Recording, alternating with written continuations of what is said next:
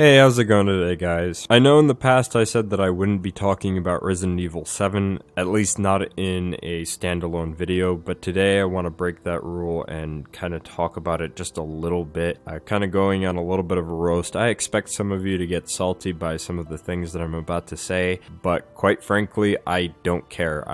I have something to say about it. You guys aren't going to stop me from saying it. And if you disagree and if you think that I am the worst piece of shit for saying these things, you're free to leave. But if you actually want to hear a differing opinion or you actually agree with the opinions that I have, then feel free to stay. But for those of you that might actually get salty about what I'm about to say, you can leave. I don't need you here. It's to me, I'm not here to satisfy any particular opinions or person. I'm just here to kind of share my own thoughts and opinions and kind of have a discussion around that. And if you can't have that, then, I'm not the channel for you. However, I digress. I do want to talk about the topic at hand, and that is in regards to Kawata's recent statements in an interview about Resident Evil 7. So Kawata says, and I quote, "I wouldn't necessarily call it the most difficult Resident Evil game. What I will say is I think it is the best camera to offer the highest level of immersion in a survival horror environment. I think that despite the camera perspective changes, longtime fans, when they pick up the title, they'll realize that there are elements of familiarity there." First off, before I even deconstruct this statement, I just want to say overall, it's a dumb fucking statement. There's nothing about it that says, oh hey, Kawata knows what he's doing. He's doing a great job with Resident Evil. You can trust this guy. He can actually make Resident Evil quality again. Yet you know damn well there's going to be those Capcom faithful that will throw money at him because he's making the new Resident Evil. It doesn't matter if he has a bad track record or not. It doesn't fucking matter. As long as he's bringing out a new game and it says Resident Evil on it, they don't care. They don't care about the past shit that he's been involved with. They don't care if that game's gonna be quality or not. As long as he's making that new title and he says a bunch of fancy words and makes a statement, it's okay. We'll throw money at him, right? But I want to get into this statement because this statement is just so fucking dumb. So getting right into this statement, first off, yes, the game is absolutely piss easy. I can actually go through that game on autopilot, or at least that's how I feel whenever I play it. Whether it be the beginning hour demo or the lantern demo, it just all feels like I've played it before. So yeah, it feels piss easy. The immersion, which is the big one that I wanted to tackle in this video. First person does not make your game immersive.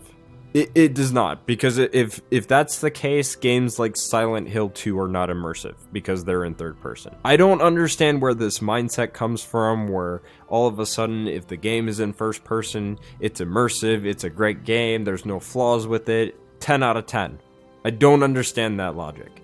It's like saying that if a game is all of a sudden in third person, it's not going to be immersive. If a game has good gameplay, if it has a good narrative, if it has something enjoyable about it, that's what makes it immersive, not a camera perspective. If a camera perspective all of a sudden makes a game immersive, then what's the point of playing a game? If all of a sudden, if a game is in third person, what is the point of playing it if it's not going to be immersive? That is one of the dumbest statements you have made, Kawata, and it just goes to show how much you should not be working on a Resident Evil title. It just goes to show that. Especially given your past track record where you've delivered flop after flop.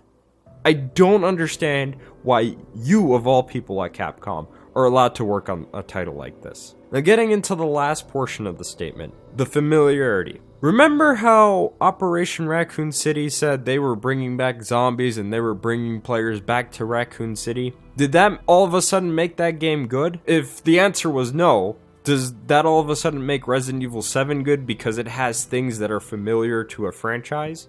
I really want to know. I really want to know what you guys think, because I personally don't think so. I think that just because you say that you have things that are recognizable in a franchise, that doesn't necessarily mean that your game is all of a sudden good, or that people will like your game. Just because you have something that is recognizable, you know, like, just because you have something like a zombie or something in a Resident Evil game does not necessarily mean that your game is going to be good. Because if that's the case, remind me how Operation Raccoon City turned out, remind me how RE6 turned out, because that game also had zombies for a small bit. Remind me how Umbrella Corps turned out. All of those games have zombies, and yet none of them are actually good. RE6, you know, decent Mercenaries game, but overall it's not a good Resident Evil game. Umbrella Corps is a joke. Nobody's playing it anymore, surprisingly. I thought it would still have a player base just like Operation Raccoon City, which I'm surprised still has a player base. And Operation Raccoon City is still a buggy mess that Capcom just kind of left to the wayside because no one's playing it either. There's still a small following for it, but the point is that those games are not good. They're not good Resident Evil games just because they have things that are recognizable to the franchise. Just like Resident Evil 7 doesn't all of a sudden become good just because it has an item box, or a save room, or anything ridiculous like that, or a gun. It doesn't necessarily make that game good. To say that players would just feel familiar and that it would just all of a sudden feel good, you know, that's dumb. It's about as dumb as saying that the game is going to be immersive because it's in first person. But yet again, we're still gonna have those Capcom faithful ready to throw their money at Capcom. Here, Capcom, take all my money. It's okay. You can nickel and dime me here. You can lie in front of my face and deliver me a piss-poor game that doesn't even look like Resident Evil. It's okay. Now, before I close off on this video, I don't think I need to reiterate the fact that I will not be supporting Capcom on this game. I think I've already mentioned that on air on both the TCP podcast and on my own podcast, which is the BioDevils podcast. But that said, for anyone that might be a little bit optimistic, might be willing enough to support the game, that's totally fine. Don't let me dictate your decision on purchasing the game or not purchasing the game. If you feel as though the game is worth a purchase, that's on you. I'm not going to stop you. But that said, don't get mad at people who say that they are not going to purchase the game or that have some sort of criticism against the game or some sort of comparison made against the game. Let people vote with their wallets and let's see how this game sells.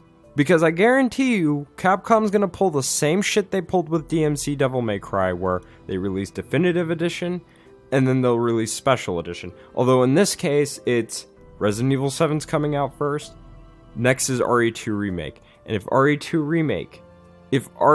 Remake is anything like the original, and people are more gravitating towards that, as opposed to 7, then obviously Capcom's not gonna go with what 7's doing.